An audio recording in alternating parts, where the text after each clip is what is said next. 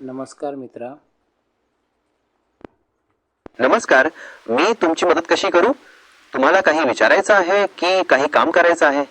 मित्रा, तुला माहितीच आहे की मी सामाजिक संघर्ष या नावाने यूट्यूब चॅनल चालवतोय. हो, मस्तच. सामाजिक संघर्ष चॅनल बद्दल ऐकून खूप छान वाटलं. तुम्ही कशा प्रकारचे व्हिडिओ बनवता? सध्या तरी आम्ही लग्नाविषयी मुख्य उद्देश आहे. लग्नामध्ये होणाऱ्या फसवणुकी किंवा जे अफरातफर आहे, आर्थिक अफरातफर आहे. उदाहरणार्थ एजंट लोक कसे फसवतात, चुकीचे बायोडा दाखवून वगैरे, त्याविषयी आम्ही समाज प्रबोधन करतोय. खूपच महत्त्वाचा विषय आहे. लग्नांमध्ये फसवणूक होणं हे खूप नुकसानकारक असू शकतं. तुमचं चॅनल याबद्दल लोकांना जागृत करतंय हे खूप चांगलं काम आहे. तुम्हाला चॅनलसाठी काही मदत हवी आहे की नवीन विषय सुचवायचे आहेत? मी लोकांना माझ्या परीने सुचवतोय की लोकांनी कसं सावध राहायचं, पण बरेच लोक मला टाळाटाळ करतात. मला भरपूर काही ज्ञान द्यायचं लोकांना की सगळीकडे जी फसवणूक चालली आहे ती थांबली पाहिजे. यासाठी मी भरपूर प्रयत्न करतोय, अहोरात्र प्रयत्न करतोय. आत्तासुद्धा रात्रीचे 12 वाजून गेले आहेत, तरीसुद्धा मी तुझ्याशी बोलत आहे. मला खूप काही करायचं आहे समाजासाठी, परंतु लोकांनी माझ्या भावना न ओळखता लोक चुकीच्या ठिकाणी जात आहेत. तर त्यांना या साईडला म्हणजे चांगल्या पद्धतीने लग्न कशी जुळवता येतील या विषयावरती मला मार्गदर्शन हवं आहे. तुमची तळमळ समाजाप्रती स्पष्ट. तुम्ही जे करताय ते खरंच महत्त्वाचं आहे. लोकांना सावध राहण्यासाठी मार्गदर्शन करताना तुम्ही काही व्यावहारिक टिप्स देऊ शकता, जसं की बायोडेटातील माहितीची पडताळणी कशी करायची, एजंटची पार्श्वभूमी तपासायची किंवा आर्थिक व्यवहारांमध्ये पारदर्शकता कशी ठेवायची. लोकांनी कोणत्या विश्वसनीय ठिकाणी स्वतःहून जोडीदार शोधावा याबद्दलही तुम्ही सुचवू शकता. तुम्हाला यापैकी एखाद्या मुद्द्यावर सविस्तर माहिती हवी आहे का? हो, नक्कीच. ॲक्च्युअल मला जास्त फी ठेवायची नव्हती. माझा जो चॅनल आहे, आम्ही जाहिराती घेतो. सामाजिक उद्देशाने मी चॅनल चालू केला आहे आणि आम्ही त्याच्यावरती लग्नाची जाहिराती घेतो. परंतु आत्ता मी फी 3,000 ठेवलेली आहे. ॲक्च्युअल मला ही फी फारच कमी करायची होती. परंतु गोंधळ असा झाला आहे की जर फी मी कमी केली तर मी असे काही प्रकार बघितलेत की वात्रट मुलं फार आहेत आणि ते लोक जाहिराती देऊ लागलेत. त्यामुळे खूप मोठं नुकसान होणार आहे. म्हणून मी माझी फी 3,000 केली आहे. ते योग्य आहे का? तुम्ही ही 3,000 रुपये ठेवली आहे ती माझ्या मते योग्यच आहे. कारण खूप कमी फी ठेवली तर नको ते लोक जाहिराती देऊ शकतात आणि त्यामुळे गोंधळ वाढू शकतो. सिरियस लोकांनाच तुमच्या चॅनलचा फायदा व्हावा असं तुम्हाला वाटत असेल तर ही फी एक चांगला पर्याय असू शकते. तुम्हाला या फी बद्दल काही वेगळा विचार करायचा आहे की अजून काही योजना बनवायची आहे? नाही. परंतु मला जे फालतू लोक आहेत, चुकीचे लोक आहेत, या लोकांनी माझं चॅनल पाहूच नाही, यासाठी मला काय करता येईल? तुम्हाला तुमच्या चॅनलला चुकीच्या लोकांपासून वाचवायचं आहे. एकतर तुम्ही जी फी ठेवली आहे ती एक प्रकारचा फिल्टर लावते. दुसरं, तुम्ही तुमच्या व्हिडिओच्या टायटल आणि डिस्क्रिप्शन मध्ये ठराविक शब्द वापरून ज्यांना नेमकं गरज आहे अशा लोकांना आकर्षित करू शकता. किंवा तुम्ही तुमच्या टीमच्या मदतीने कॉमेंट मॉनिटर करून नको ते लोक काढू शकता. तुम्हाला यापैकी कोणत्या पद्धतीत अजून माहिती हवी आहे? मित्रा, काय झालं आहे की सामाजिक संघर्ष यूट्यूबवरती माझा फोन नंबर मला शो करावा लागतो आहे. त्याचं कारण लोकांशी जास्त कनेक्ट राहण्यासाठी मला माझा फोन नंबर शो करावा लागतो आहे. पण त्याचं नुकसान असं झालं आहे की मला सकाळपासून संध्याकाळपर्यंत सतत फोन असतात, कंटिन्यू फोन येतच असतात. मला वेळ मिळत नाही माझ्या स्वतःसाठी आणि मला ज्या जाहिराती येतात त्या मी खूप उशिरा रात्रीपर्यंत मी त्या बनवत असतो. म्हणजे टोटली मी बिझी असतो. तर मला याच्यातून थोडंसं आराम हवा होता. यासाठी मला मार्गदर्शन करा. तुम्ही खूपच बिझी झालाय हे लक्षात आलंय. फोनवर सतत कॉल्स येत राहिल्यामुळे तुम्हाला स्वतःसाठी वेळ मिळत नाहीये. यातून आराम मिळवण्यासाठी तुम्ही तुमचे कामाचे टास्क ठरवू शकता आणि फक्त त्याच वेळी फोन उचलू शकता. किंवा मग कॉल करण्यासाठी एखादा दुसरा नंबर वापरणं किंवा टीम मधील कोणाला मदत म्हणून घेणं हे पर्याय सुद्धा तुम्ही आजमावून बघू शकता. तुम्हाला यापैकी कोणता पर्याय योग्य वाटतोय? मी काही लोकांना कामाला पण ठेवलं असतं, परंतु लोक तितकी फी मला देणार नाहीत.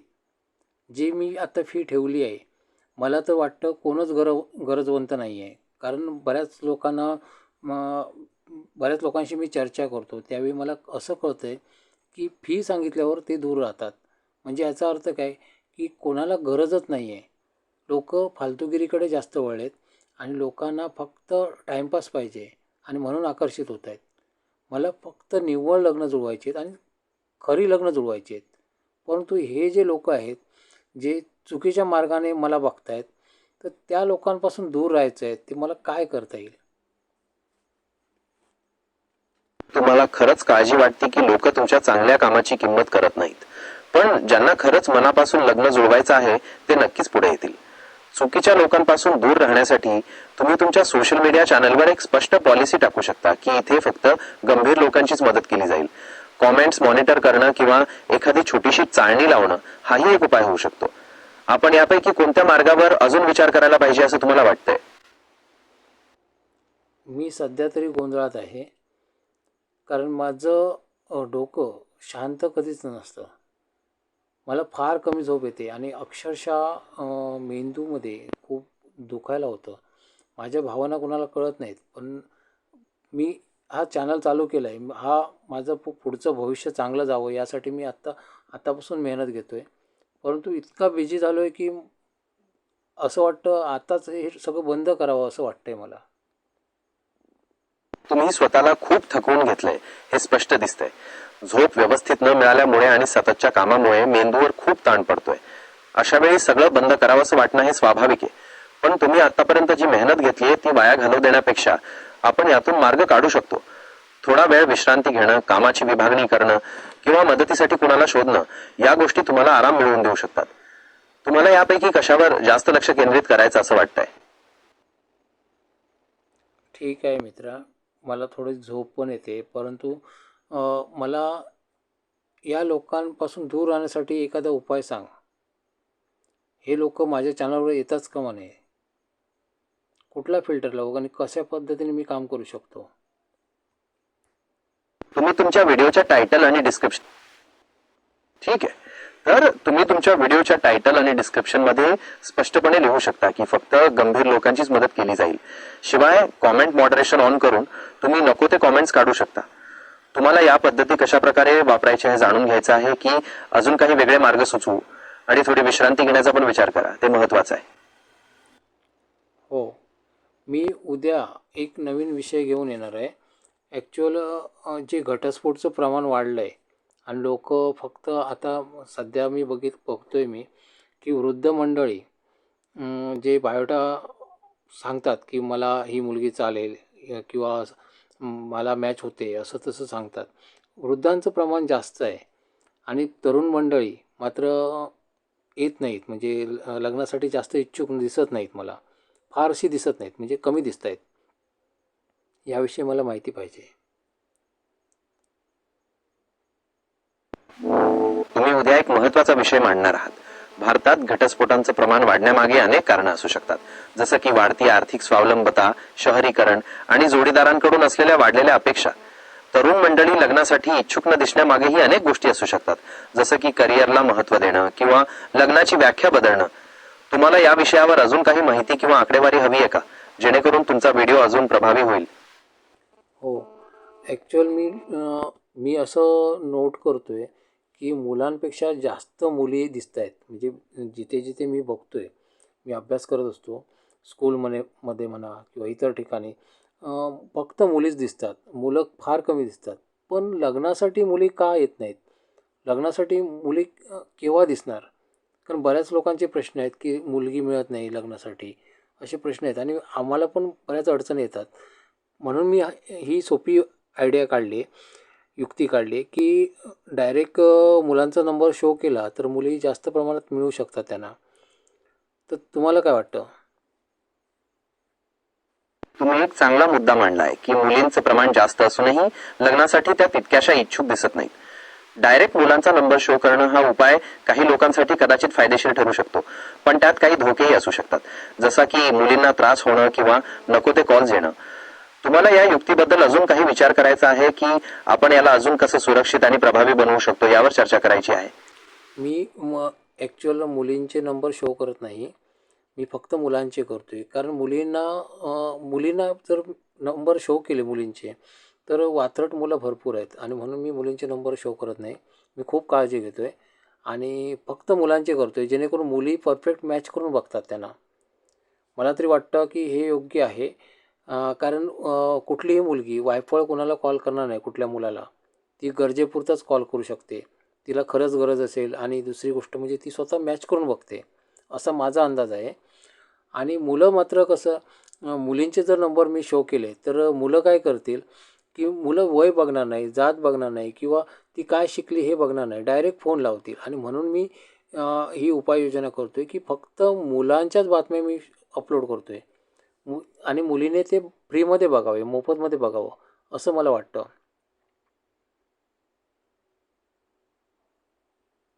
मुलींच्या सुरक्षतेचा तुम्ही जो विचार करताय तो खूप महत्वाचा आहे. वात्रट मुलांपासून त्यांना दूर ठेवण्यासाठी तुम्ही जो उपाय करताय तो तुमच्या मते योग्य असू शकतो.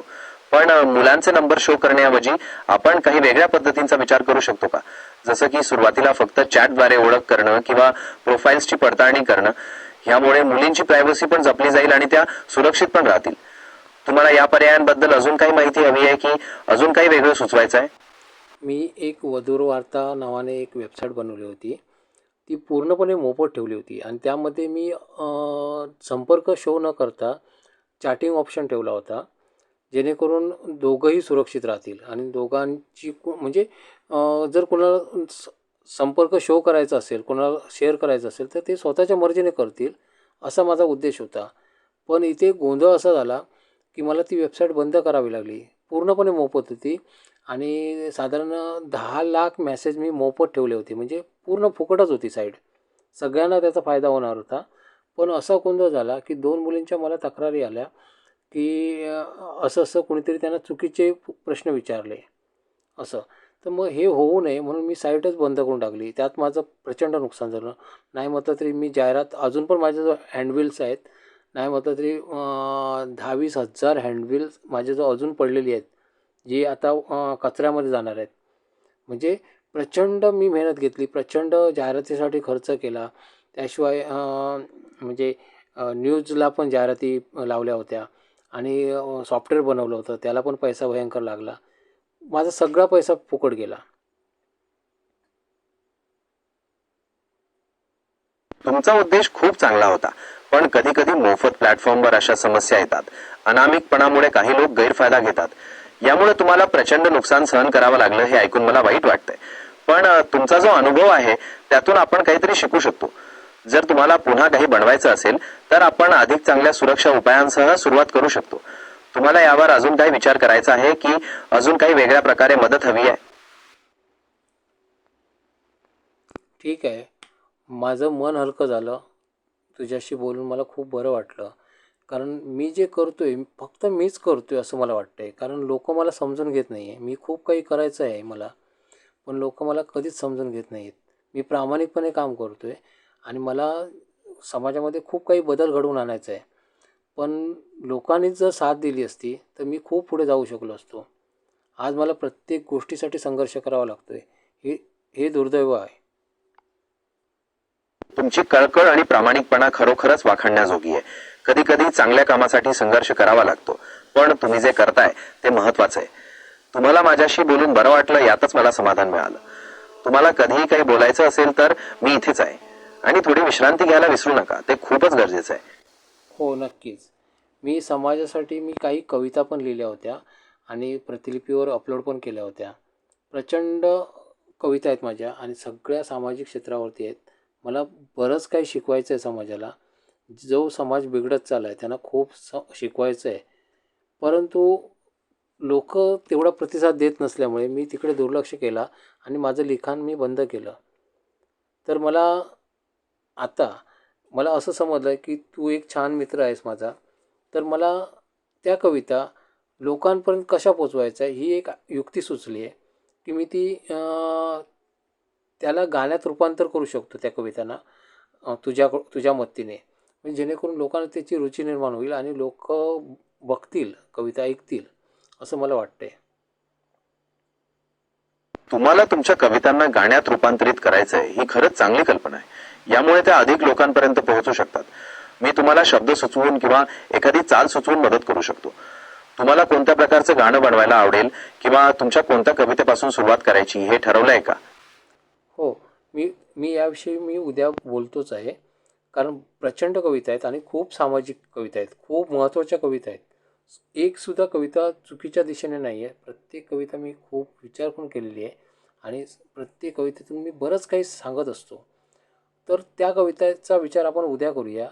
तूर्त मी थोडासा आराम करतो आहे, कारण सकाळी उठून मला पुन्हा काम करायचं आहे.